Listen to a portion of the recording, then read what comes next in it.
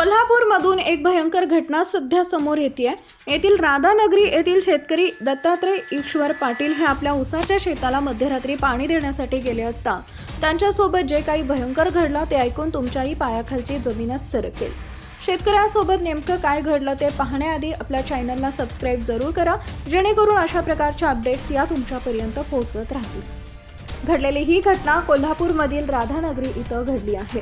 दत्तात्रय ईश्वरा पाटील वयवर्ष 52 असे या शेतकऱ्याचं नाव आहे। घटनेची नोंद राधानगरी पोलिसात करण्यात आली आहे। घटनास्थळ व पोलिसांकडून मिळालेली माहिती अशी, दत्तात्रय पाटील हे शुक्रवारी उसाला पाणी देण्यासाठी विहिरीवरील मोटार सुरू होती। या दरम्यान त्यांच्यासोबत ही भयंकर घटना घडली आहे। दत्तात्रय यांचा तोल जाऊन ते विहिरीत पडले आणि त्यांना पोहता येत नसल्याने ते जोरजोरात ओरडू लागले। हा जोरजोरात ओरडण्याचा आवाज ऐकून गावकरी व त्यांच्या कुटुंबातील लोक त्या दिशेने धावले असता त्यांना जे काही भयंकर दिसून आलं ते पाहून त्यांच्या पायाखालची जमीनच सरकली। त्यांचे कुटुंबीय तिथे आले असता कुटुंबियांनी त्यांना बेशुद्ध अवस्थेत पाण्याबाहेर काढलं।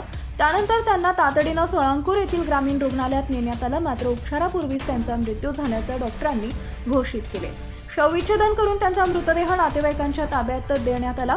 याबाबतची फिर्याद पुतणे अमोल कृष्णात पाटील यांनी राधानगरी पोलिसात दिली आहे। अधिक तपास पोलीस निरीक्षक संतोष गोरे यांच्या मार्गदर्शनाखाली पोलीस कर्मचारी करत आहेत। कोल्हापूरच्या राधानगरीमध्ये घडलेल्या या भयंकर अशा घटनेनं संपूर्ण महाराष्ट्रामध्ये हळहळ व्यक्त होताना दिसून येते।